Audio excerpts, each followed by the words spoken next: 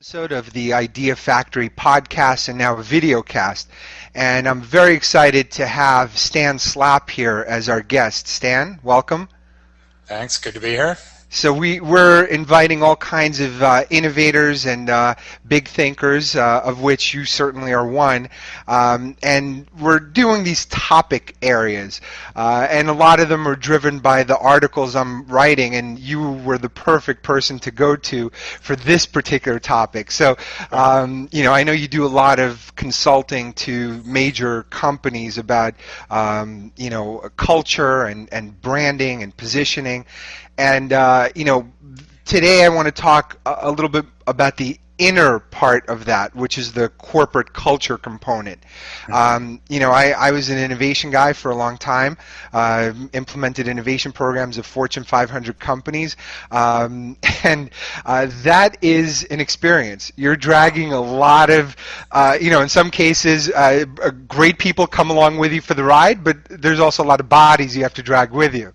I don't know if you've observed the same thing. Well, I have with companies that don't understand how a culture works and how to work it, which is most companies. Yeah, you're basically going to drag probably the entire employee and manager populations with you. Yeah. Well, and also I think a lot of companies, even if they're great at what they do, they're not really built for change. They're built to run an engine that exists. So if you are brought in to do change or do things that are new to the business, that's where you start running into friction, and you're kind of treated as an antibody to the organization, and they try to fight you off like a virus. Well, and that's true, and also most companies really don't have an appetite for innovation. If they say they want everything to be new, it means we want everything to be new as long as nothing has to change. That's right. And managers, you eat from a magic plate because it doesn't matter how much you swallow, nothing will ever disappear. And so whatever we're asking you to do, nothing is coming off your plate to make room for that. That's right. These companies that are the most obsessed with performance and competency, that hold down the highest regard, rarely slow down long enough for either to develop. Yeah, I've noticed, when we went through this technology resource allocation process, which just just the combination of those words makes me want to cry. But doesn't it seem like somebody should be snapping a glove before they do that with you? As excruciating as it is to say, it was more excruciating to do. And, and that's where, all the groups throw all their projects into a pool and everyone ranks theirs as top priority. So now, some poor bastard in technology's got to sift through it and find out the truth. Is this a top priority? Why haven't we done this in the last 10 years that it's been a top priority? What's that? I was just saying, many years ago, Polaroid asked us to come in and work with them on some strategic projects. This is 20 years ago.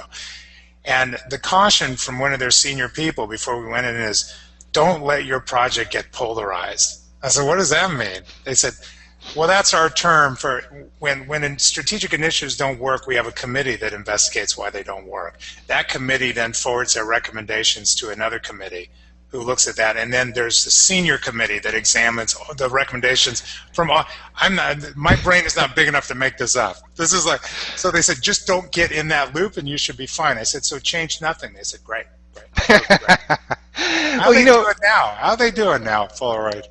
This is the amazing thing. I would guess that there's at least at any given time 40 to 60% of people at a corporation that would have trouble explaining what their jobs are, or certainly connecting what their job description is to what the company does and how it makes money. And the other 40% probably don't care. So that's probably true too.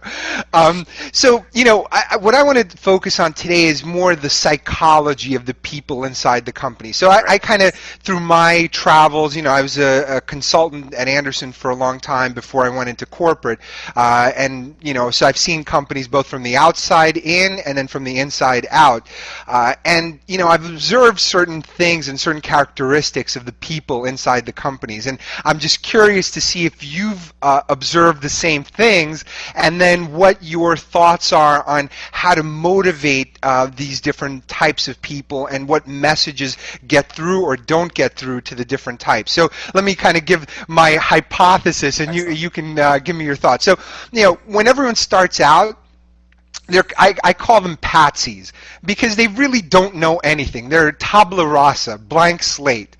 And they come in with, youthful optimism and, eager to learn and do almost anything. And I've sat in very inane meetings with them because they'll give you this whole, why, the thing that comes to mind, why diversity is so important. And then they'll go through this thing where everyone needs to be diverse and it's great for the corporation. Everyone thinks differently. And then eventually they get to a point where, what are the quotas of Hispanics, females, and so whatever the groups are. So you started out talking about diversity of thinking, and somehow we ended up at quotas. So either you're not that bright, or you think I'm not that bright, or you just don't know enough to ask those questions. So in those situations, I kind of say, look, I'll cut you some slack. You're new. You're optimistic, and we'll. I mean, does that resonate? I mean, there's a lot of that. I just love that's pretty much the onboarding system of a lot of companies. Listen, you're new. You're optimistic.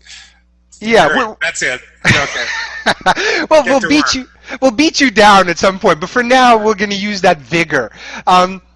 So then I see kind of a forking in the road. So the forking happens into two major groups. There's the believers, and then there are the, I call them the skeptics, or maybe the realists is a better term for it. But the believers are people who, buy into the cultural message. They truly believe and want to live it. And those break into three categories themselves. So the believers end up with these alphas who love the corporate game. They love, either that corporation or what it affords them in terms of, self-worth, in terms of money, in terms of whatever else that they find valuable. And they just excel at everything, and they end up running divisions or the company itself.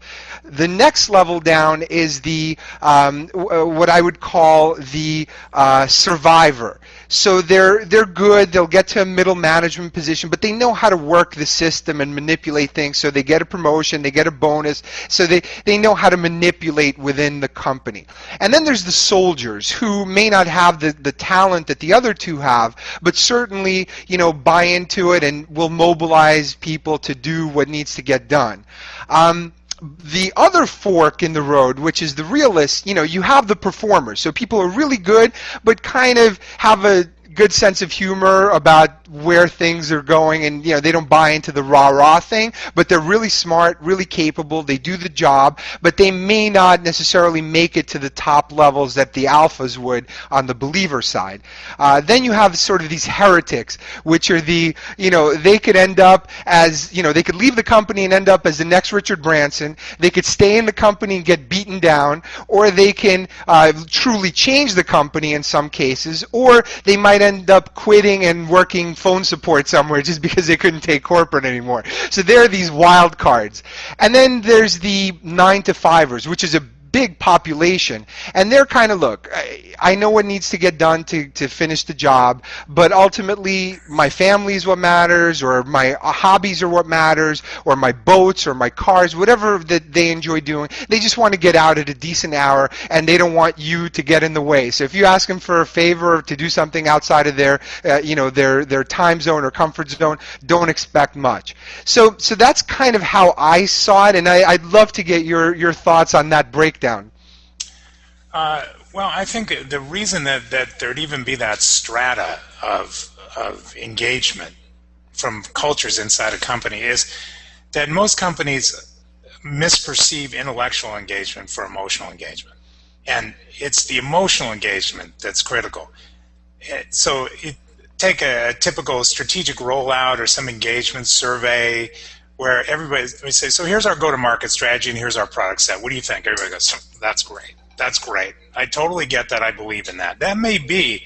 All they're saying is it's a smart idea. All they're saying is it makes sense as a product set. For a culture to say we're actually going to do our part to make this successful, you move from intellectual engagement to emotional engagement. And I'm not talking about emotion as soft stuff. Only in business would we ever have to put that disclaimer. Like, emotion? Come on. Wait, no. Come back. Emotion in the human brain is a highly rational process. It's capable of producing wonderfully irrational responses like love and support. But the opposite of emotional is not rational. The opposite of emotional is detached. And most managers and employees in a culture operate with a pretty high level of detachment. And it's not because they are born detached. It's because circumstances in the company have caused them to be detached. A culture is the most rational organism in the world. A culture, manager culture, employee culture, customer culture, a culture is agnostic, it's objective, it's an open system, but it's not. The difference between compliance and defiance from a culture, because a culture will give you whatever you want, it all rests in you knowing what the culture wants. And most companies, it is startlingly a competence that most companies and the people who manage them just simply don't have. No matter how smart they are at other things, how a culture works and how to work it is just a missing competency, and it's the key to everything. Yeah, I totally agree, and I have a process called the 4 C's of innovation, and one of the C's is culture. So a lot of people think that innovation is about coming up with great products or services or ideas. That's a tiny fraction of it. The major thing that'll make something succeed or fail is the culture of the organization.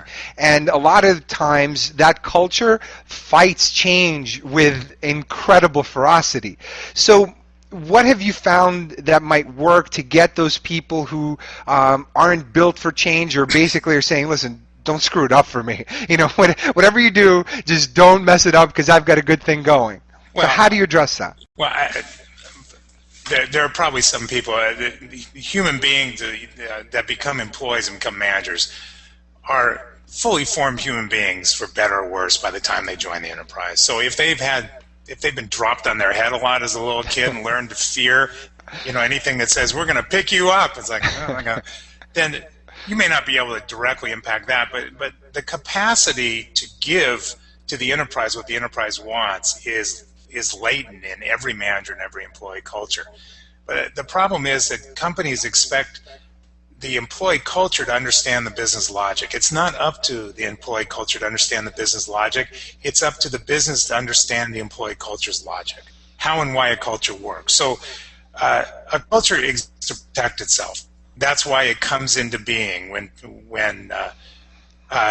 when a group of people share the same basic lifestyle, environment, circumstances, and living conditions. They band together to share the beliefs about how best to survive. So a culture is concerned about its survival and emotional prosperity, and that's why it exists to do this. So it's an information gathering organism designed to assure its own survival and emotional prosperity. And that means neither business logic nor management authority nor competitive urgency will ever convince an employee culture to adopt a corporate cause as if it were its own. In that killing field between company concept and employee commitment lays many a failed strategic plan. You want the culture to buy it, you have to know how to sell it to them. And that's where the mystery begins for most companies, is how do you do that? And so there becomes this belief about the culture that manager and employee cultures are somehow genetically impaired. They couldn't give you the commitment and productivity and loyalty you want as the enterprise if their lives depend on it. That's not true. There's no natural limiter to a culture. A culture, again, will give you whatever you want. You just have to give it what it wants first. And so to understand that is the tricky part for a culture. When we're talking about managers and employees and even customers as a culture, we're not talking about a bunch of managers, employees, and customers. When they form together as a culture, they are far more self-protective. they are far more intelligent, and they're far more resistant to standard methods of corporate influence. But you could say, I'm going to wrap this up and then get to your other questions, but you could say, well, listen, if a culture exists to protect itself and its concerns are, how do I survive in this environment? And knowing I'm going to be okay, how do I get rewarded emotionally and avoid punishment? Okay, I'm going to speak very slowly to you employees now. Make the company successful. There's a good chance you're going to survive, and we'll tell you you're doing a great job. Well, that logic only works if there's a dependable through line in the culture's perceptions that what's good for the company is good for them. And chances are that there's dirt in that machine, and the culture's got all its own logic and all its own perceptions that are very well founded to say that's not true. And as long as that's not true, you're just off. And you get to something like change. Management is always frustrated about the seeming reluctance of an employee culture to embrace change. How many senior management meetings have you been in? A bunch of the C-suite sitting around and saying, well, we don't have a problem with change. Must be why we're senior management. Well, let's face it, see, change is a whole lot easier to deal with if you invented the damn change yourself. And if it's not going to happen until you're ready for it to happen. And if when it does happen, you have a bunch of resources that throw at that change to make it happen. Change to an employee culture, even good change, represents a strike at the heart of what the culture is all about. A culture exists to protect the known rules of survival and emotional prosperity. Any change screws with the known rules of survival and emotional prosperity. So it's not that the culture hates change, it hates the loss that change represents, the loss of the known.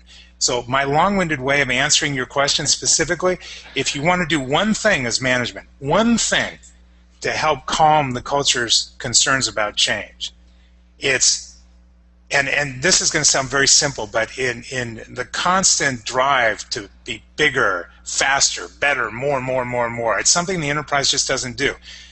In the middle of explaining what is changing to your people, you must also take the time to explain what isn't changing. So, yes, this is new, this is different, but here's who we still are. Here's who we have always been, here's who we will always be. But that's once change has already been decided upon.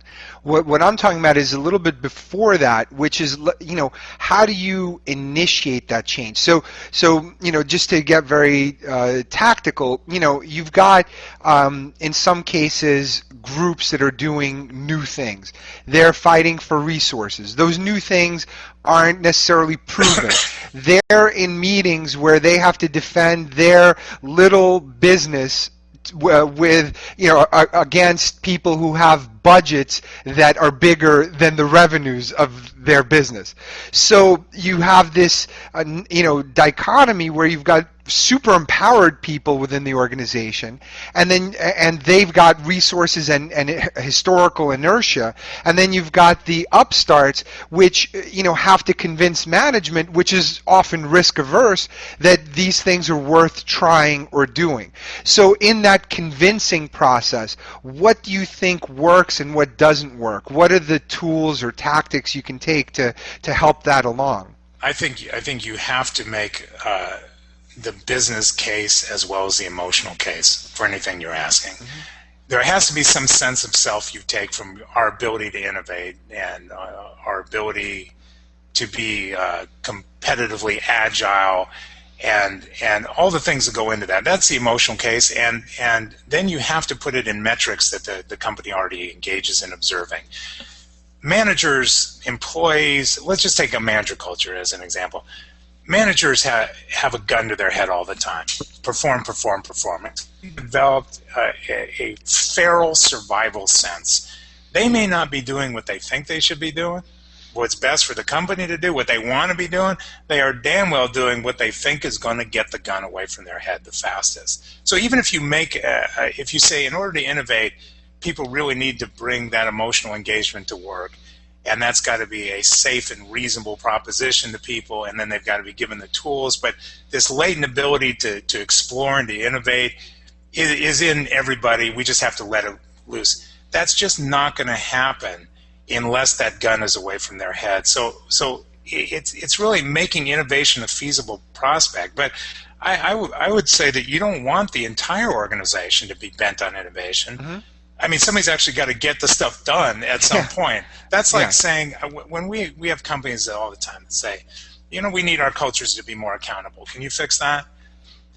And we say, by accountable, what do you, and then they say, we want them to be entrepreneurial. Okay, listen, sport. All right, first of all, entrepreneurs do entrepreneurial things. They don't work in multi-billion-dollar companies. That's right. They have to fill out Form 51Z to get a budget. And entrepreneurs, are you sure you want entrepreneurs? Because entrepreneurs are people that will take sticks, twigs, and mud, and just with the power of their own drive and vision, build it into an empire single-handedly. And then because they're bored, they will single-handedly take that empire and reduce it to twigs and mud. That's like saying, we live in a log cabin, we need a pet. Why don't we get a couple of termites? Just a couple for breeding stock. It's like, you don't want entrepreneurs. That's the last thing you want. You want people to act like entrepreneurs, maybe show that kind of initiative, but they don't all have to innovate. They just have to take their part of the innovation, I believe, and help move it down the road. Yeah, and there's innovation roles within the spectrum. So not everyone has to be the visionary. Not everyone has to be this, hard-charging, stepping on toes kind of person. I think you need a combination. You need the analytical thinker to evaluate it. You need the, the operator to get it through the corporate machine. You need people who don't mind filling out the Form 15Z. But it's not a straightforward one man. Entrepreneurs are a different breed, and I actually have explained what you just did in a slightly different way to people, where I said, when you're dealing with a corporation, you're dealing with a population that has self-selected into security. So they're people who made that choice for a reason. They didn't choose to go start their own company. They chose to work their way through an organization. They like the protection. They like the safety. Maybe they like the camaraderie. Maybe they like the 401k. Whatever it is that they like, they've chosen a very different path, a structured one, to compared to an unstructured one. So already you're starting out with a cultural, deficiency just walking into the room. That's true, but I still believe that potential for innovation can be tapped as needed by the enterprise. In some cases, the enterprise, there are very few companies that actually base their entire value proposition and relevance around constant innovation. That is a bruising company. It's exhausting to try for Apple to always try and be Apple. And that would be the same thing as a Walmart and their distribution system and a control of margins. Not every company can do that. Yeah. But there are all kinds of ways you can innovate around cost control and expense reduction in a company. You can innovate around a lot of non-sexy things. The key still is whether the employee culture, and I'm talking manager and employees, even though they're separate cultures, is if they have that emotional engagement and they want to protect the company. I don't know any way of saying this without it sounding like an ad. Okay, my first book. Oh God! Ring a bell next time you do that or something. That's right. Anyway, it's all about how to get emotional commitment from a manager culture. Yeah. And one of the things I say in there is the new truth for this is that company cannot always be the first cause. Managers' ability to practice true fulfillment within the company also has to be a cause. That's not licensing chaos, that's ensuring control. There's no better way for the company to become the cause than by not always insisting on being the cause. And companies, because they're not really tapping cultural commitment, so they don't really get the dependable innovation, they have to ask for it. They have to bribe it. They have to bully you. They have to push you. They have to insist on it. They have to give you T-shirts that say innovation on it. And because the corporate organism is insecure constantly because it's not naturally getting that kind of commitment, then all of these things that should be natural in an enterprise where people care about the success of the enterprise or they're part of the enterprise have to be forced. They have to be presented as intellectual arguments. That's like, have you ever tried to convince somebody of all the reasons that they should love you? Listen, we're perfect together. I hate asparagus. You hate asparagus. Okay, it doesn't work. Okay, it's got to be an emotional and missing the need to fix that once and for all. Although you also have to maintain it, is what causes not everybody to bring their innovation game to the enterprise. And even the term innovation is a bit overplayed, and in some ways, I think. Irrelevant. It maybe at some time was a good thing to rally the troops, but now I feel like if you're really in it. And you're really innovating, you're probably not talking about it. You're probably doing it. And it's like people and sex, right? People who are always talking about sex probably aren't doing it that much.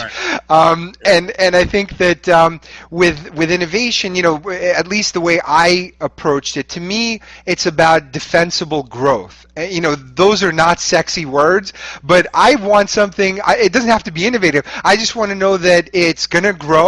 And if I put it out into the marketplace, I can offer something that others can't for an extended period of time. So to me, that's how I view innovations in a much more tangible but less sexy way. Well, I agree with you. I think if we're talking at an enterprise level, innovation isn't an idea. Innovation is a process, it's a machine, it's a company-wide commitment. The idea may be very sexy, and that's what goes directly to the customer in the world. But what had to back that up, and how tightly the company had to be controlled in some cases, including innovating new ways to do that, to manage the supply chain, to do all the kinds of things that make innovation a feasible process, that's where the sex is there. I mean, it's not in the, here we go with a groovy new ad campaign. That's not it. Yeah. And so that may be part of the problem too, is that the credit is not given to people who enable innovation to happen in an enterprise. It's the grunt work, and it's not sexy, and it's not exciting to people who are just tilted toward innovation. It's very exciting if you love that sort of thing. I mean, it's a fetish all by itself, there are special outfits if you're just like a control freak, elastic ones or elastic ones that sometimes they're built not to give. Listen, we probably don't have time for that, but no. But it's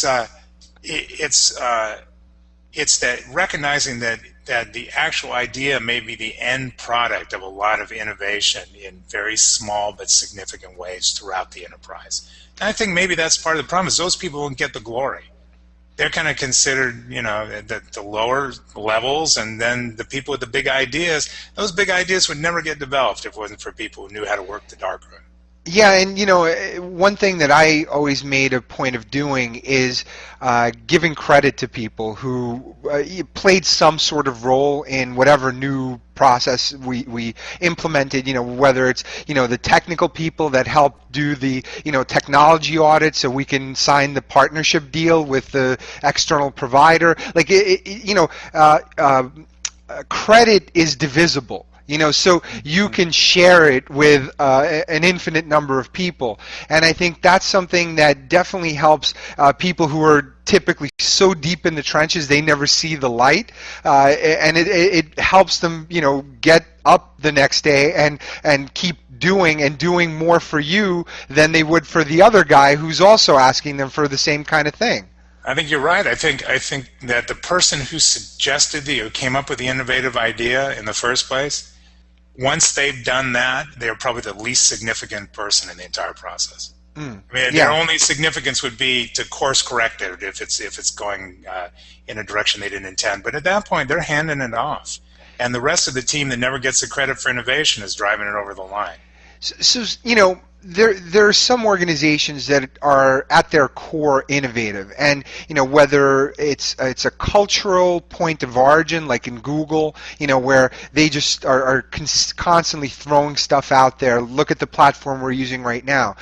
They're always innovating, but it's also much easier to innovate in digital. It's much harder when you have to ship things and build huge factories. So those are much bigger capital decisions. You can't just slap a beta sticker on it and throw it out there. Right. So, what I find, though, for those legacy type businesses that didn't grow up with innovation, my observation's been that the thing that makes them change is necessity, and that usually means some sort of near bankruptcy, some kind of near failure of a division, some major catastrophic event.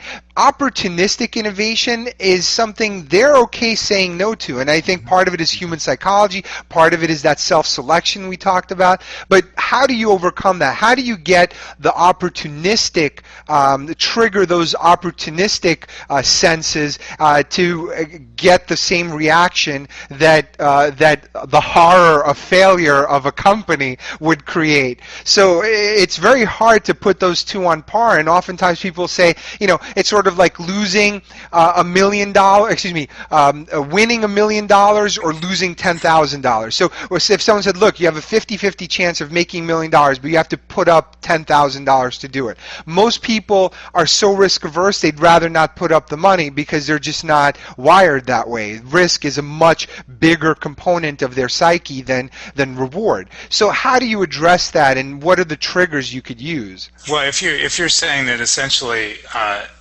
the cultures have to decide that it would be a bigger risk not to do this, then I wouldn't make it. Yes, it's true. If the company is fighting for its survival, you may walk into your radio station and find that yesterday we played punk rock, now we're new Christian modern. It's whatever we got to be. Right. But that's very undependable energy in a company to say that if all we're going to do is innovate in reaction to a competitive threat, there's just so many things wrong with that, including the competition really doesn't control what's most important in your own business. You're your own competition. Mm-hmm. And that you begin to demonize your competition if the whole focus of the business is to beat another company at their game. You end up on their game, not on your own game. Yeah.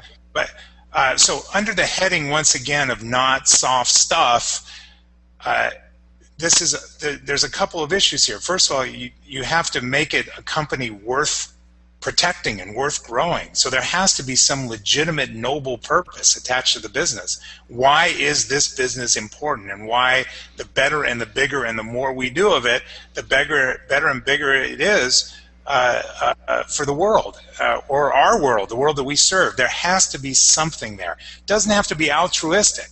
It just has to be a sense of what we do and how we do it and why we do it actually matters. And that's something that once a culture buys off on that and takes some sense of self from that, any change that comes in from the outside, any requirement to innovate, it's a matter of protecting what's important to them, not defending against an attack on what's important to them. So I would say that's first, and second, you just have to make it safe for the culture. We're back on air now. Okay. The amazing thing about technology is that, one of the reasons I think that young people now have this disproportionate power in corporations is that they have this edge in understanding the technology, or at least it's a perception by the older people that they know something that they don't, so they're afraid. So they're like, oh yeah, intern, come to our board meeting and present to the CEO about Twitter. And meanwhile, the intern doesn't know anything. They're as green as interns have ever been. But, that little bit of fear gives them some leverage, don't you think? I do. I keep saying around here, I can't wait till my son turns 5 so we can fire tech support. Well, but that's the thing. I think it's a temporary thing where people are buying into it in the short term. They're saying, hey, this young kid, he's on every social platform. He's constantly tweeting on Facebook. He must know something. And we're trying to be social because, we're a tire company. so we need a social media presence. So where were we? Okay. Well, you just kind of encapsulated the question. How does a company that's a tire company end up innovating? Yeah, well, it's a slightly nuanced version of that question, which is how does that tire company attract those same young ingenues or the young intelligentsia that would otherwise go to Google or Facebook or whoever? So anyway, when I was asked that question, my answer was, well, and I don't know how many times you've heard this since we've had technological issues, but bear with me.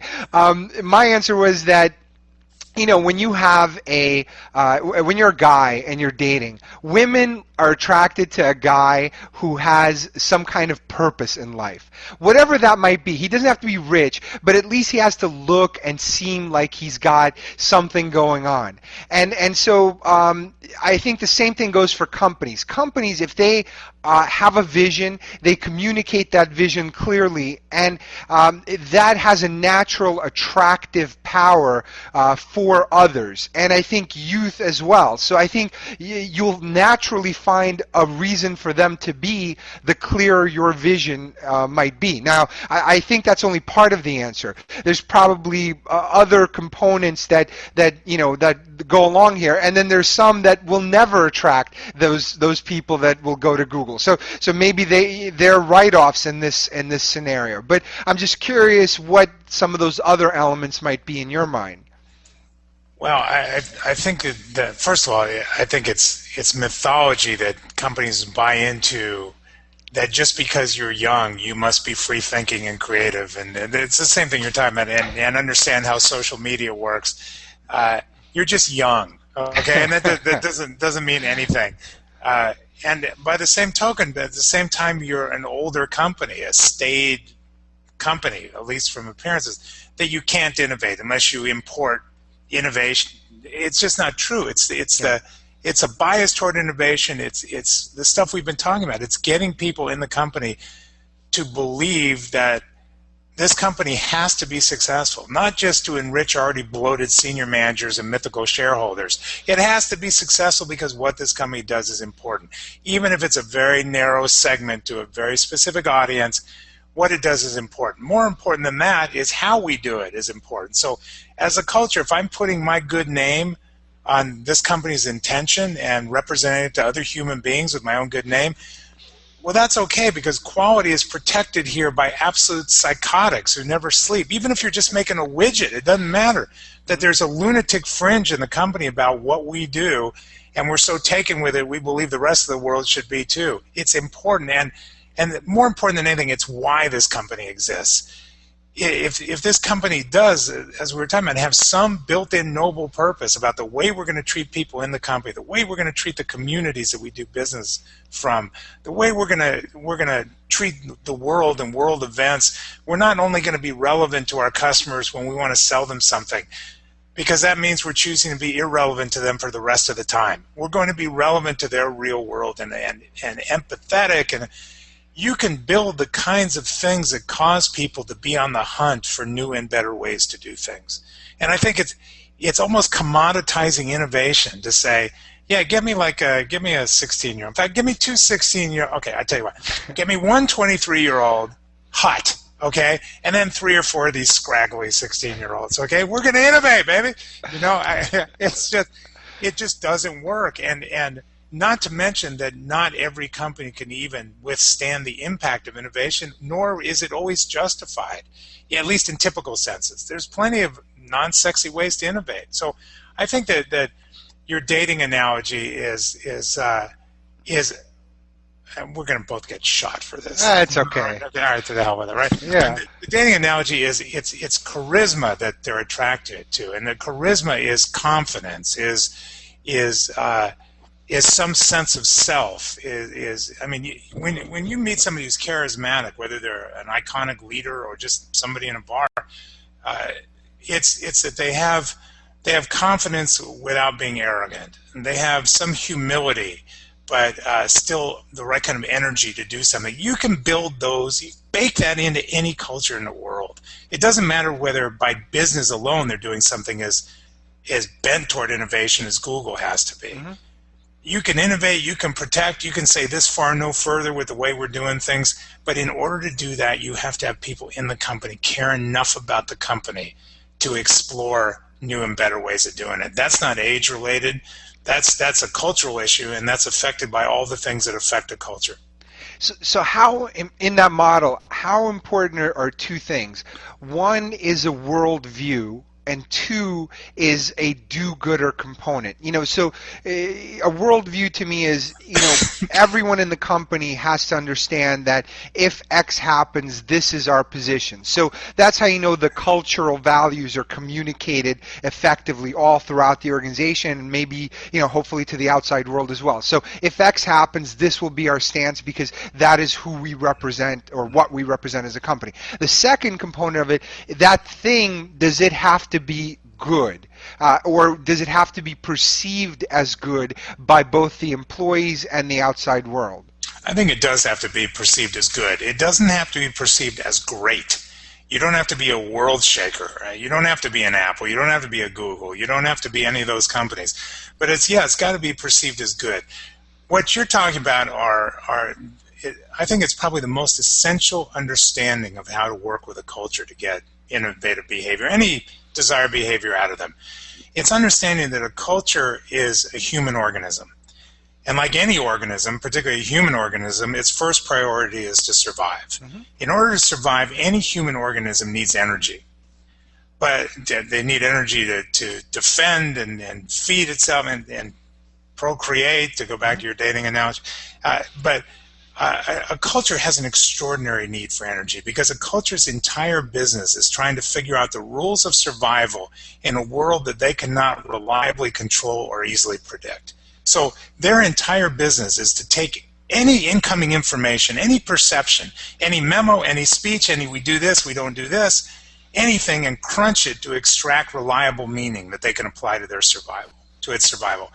And if those things are unclear in any way or conflicting, they also have to use energy to keep up defense shields against the unknown and hunker down and move in small steps. So the things that will move a culture toward innovation are giving it back that energy. I'm not talking energy in some woo-woo sense. I'm talking about lifeblood for a culture.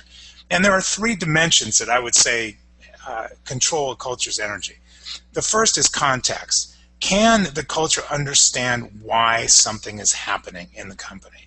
So if it is linked to a noble purpose that just never changes, this is why we do what we do in this company. Okay, then I don't have to expend as much energy trying to figure out how to survive here, because I know why things happen here. Yeah. Second is predictability. Can the culture predict, if you gave it 5, 10, 100 scenarios, here's something that happened. How will this company respond based upon what it says is important to it? So then I don't have to worry about the rules of survival. And the third is sense of self. Can I take a positive sense of self from what this company does, but more important, how it does it and why it does it? And if the energy is high in context, predictability, and self, you have a culture that's charged up and ready to go. And you could take Apple as an example, which is notoriously a tough culture. They don't always pay the best. They're secretive. They're cult-like. They're just flat out annoying about a lot of things to work there. We've had people that are in very senior positions work for me in my company from Apple, and they're just notoriously a tough culture. Not a bad culture, a tough one. But there's no question if you work for Apple why the company is doing what it's doing. No question the stand that it will take. We do this, we don't do this. Predictability. And you could be socially severely limited and just say, yeah, I work for Apple. You'll be immediately surrounded by sycophants at the airport, in a party. So the culture will trade off a lot to get that. The stuff that you're talking about, no, the company doesn't have to do great Google, change the world kinds of things. It really doesn't. It has to be a good company where only special people can work. And if the culture believes that and has the rest of the energy, the culture will naturally innovate. It'll go wherever you point it.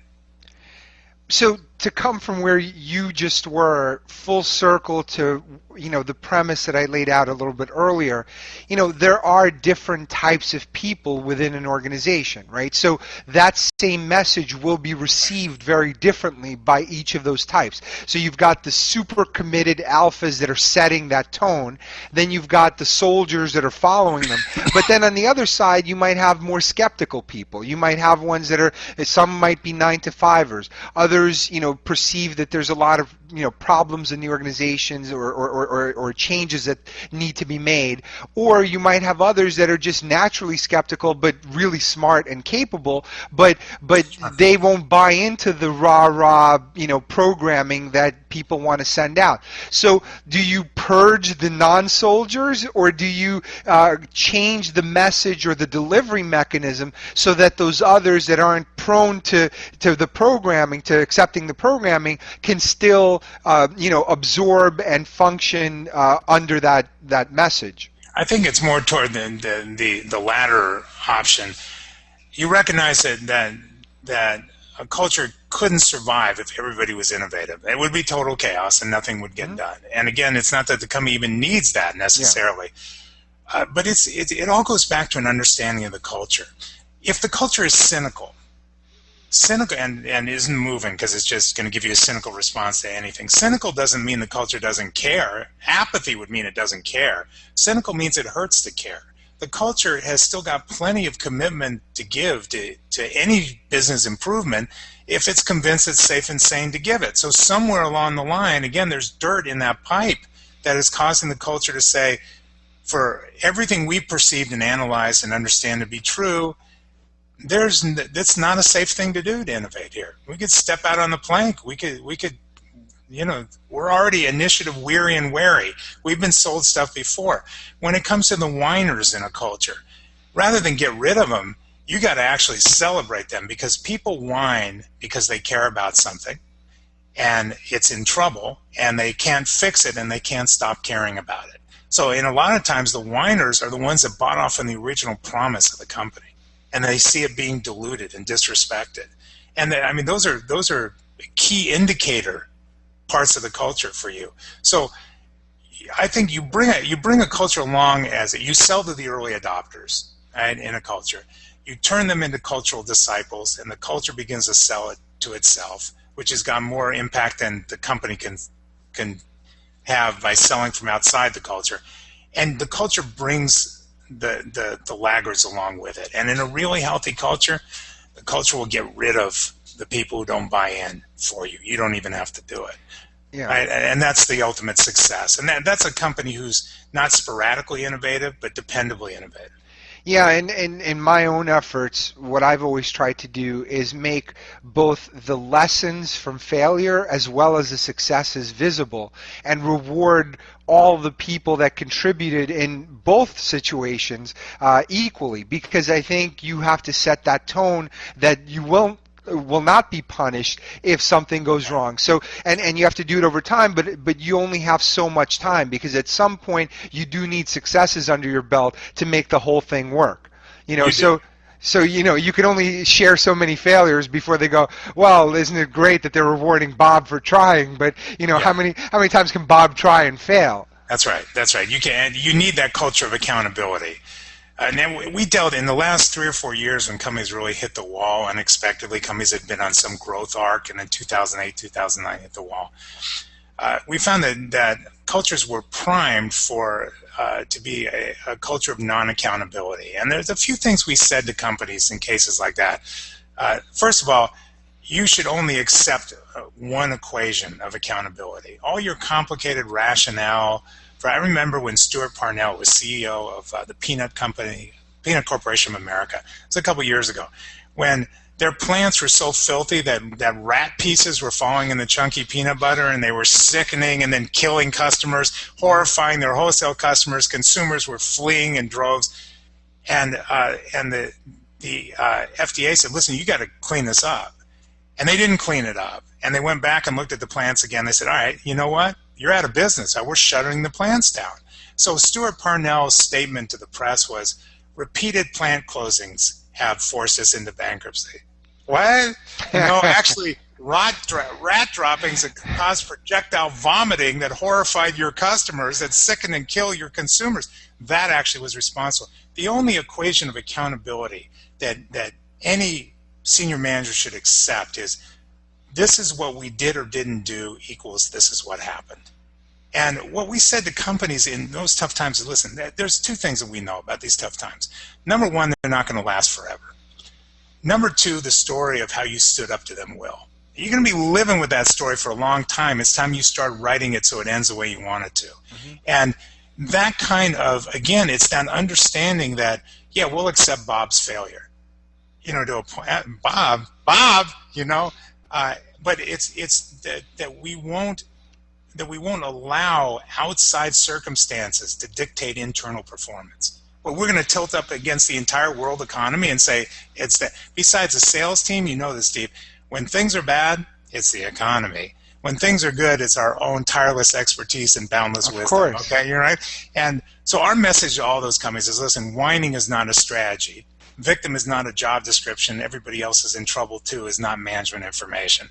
If you keep a culture they're not intimidated by failure, but the company moves to suck out the learning experiences there and look at distinguish the approach from the outcome, then yeah, you're going to build a company of innovation. It gets back to what we were talking about. Is it safe in the culture's perception to do this? And the culture's credibility detector is infallible. Its perceptions are alarmingly accurate, and its memory is elephantine. You cannot bluff, bribe, or bully a culture. The culture is going to look at how you really treat these issues of innovation. Do you only give credit to the person with the idea? Do you squash it? Is it so dangerous to step outside your comfort zone? Are companies so dug in and defended that you can't cross lines in business units to say, this is not really my team idea? That kind of stuff, if that's protected, you'll get innovation. And again, the culture will go to work on anybody who's slow to come along. I've personally witnessed this huge gap between what is said and what the reality is, because you see who's getting promoted, and then you see who is getting, what is getting a lot of, airtime, and the two are very different. So you can talk a lot about change, you can talk a lot about innovation, you can talk about, all these great things you've done, but if you look at what's being rewarded, sometimes the two don't match. So I think that sends a much more powerful message to the company than anything you write a internal blog post about. That's right. Two things to know about a culture. A culture deals in the real, and all truths are self-centered. So it doesn't mean that the culture won't give you what you want. Again, you just have to give it what it wants first, and understanding what it really wants, that you can't bluff it or bribe it or bully it into any dependable performance. It will look at the things you're talking about. It'll look at did this, said this. And if there's a gap there, you got to close it. And then the culture will give you what you want. So let's talk about the heretic for a second. This is the person that takes, a job of change in a company. They're tasked with, launching a new product or heading a new division or managing innovation or whatever that change role is, whether they come from inside the company or from outside. What is your advice to that person? Do they have hope, or should they stop trying and go on to the outside in most cases? Are there steps they can take, or are there steps out that they should take because maybe they're living a lie from the very beginning? Yeah, they're living the dream. Yeah. It's just a dream, right? I would say, first of all, to that person, number one, don't flatter yourself. Okay, it takes a lot of people to allow innovation. Mm-hmm. Number two, make sure that the company has got the true tolerance for it. A lot of innovations, the ones that become iconic, are driven by some individual vision of the future and ability to bring different perspectives and merge them to create some new reality. But most innovations in companies happen by accident. Mm-hmm. And so if the company does not have a tolerance, if they don't have an accident lab, and they don't have the patience for that, and they're not confident, because most companies are fundamentally insecure, and they're being pushed to grow too fast. And so they're frightened and defensive, and that's not the kind of place where you're legitimately going to be able to innovate. If you're being asked to innovate around a single problem, I would say that would be a big warning sign. Because usually, if that's the case, that you need to innovate around something, then something systemic isn't working, and the problem didn't fix itself. So I would say you really have to check the capacity of the organization to deal with it and your ability to build a team in places that seem inconsequential but are actually critical to be able to do that. And then I think you have to go in at that person is not just riding in on the glory of the idea. It's got to be sustainable to be real to the enterprise. It has to be manageable and affordable. So you do need to make the business case as well as the emotional case. And if you miss one or the other, and the final thing I would say is, like we started talking about, don't assume because you get intellectual engagement, you have emotional engagement. So if you create this great idea and roll it out and people go, now that's a great idea, crickets. Nobody is moving. You know, that's wake me when we get there, Chief. You have got to be able to make the business case as well. You've got to get that gun away from the culture's head. So they say, with the limited energy we have, since it's being sought for so many things, we feel that by helping you with this innovation, we actually are helping do what we're supposed to do for the business. Yeah, and I do want to emphasize something really important that you said earlier, which is the importance of that upfront diagnosis. You know, really having a true sense of, are you being tasked to solve the right problem, and are you coming into it at the right level and at the right level of support? Because there could be something so structurally wrong that you're being asked the wrong question. You know, this happened. You know, I was consulting to a company years ago. They brought us in. They were basically a call center and testing company. So they were an outsourced call center for banks and for gaming, and they brought us in to choose a new technology to run their platform. And it took me about a week of meeting with their executives and talking to people to figure out that wasn't even remotely their problem. Right. Their problem was they didn't know what business they were in. You know, they needed to clarify their vision. They needed to divest a piece of their business that was causing them to lose focus. They had pricing issues. So all the things that we were asked to do, or the one thing we were asked to do, had very little to do with their imminent success or failure. So, and I think a lot of that happens in innovation too, where they're like, oh, we need to be in this space, so let's figure out how to be in. Do you? Is that the problem? And I think that diagnosis is very underappreciated, but is critically important. I mean, you could look at the poster child for this. You look at an Apple as an example and say, did innovation really make Apple as successful as it was? If that was the case, why did Steve end up ceding control of the company to Tim Cook? It was not that innovative of a guy. Or was it the supply chain?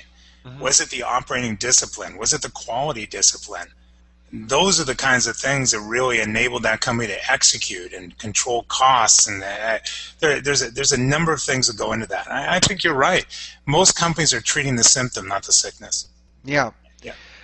All right. Well, on that note, we've certainly given a flavor for some prescriptions, but I'd love people to provide feedback. So what we're going to do is we're going to put this up as an audio podcast, and it's going to accompany the blog post that I put up on Forbes.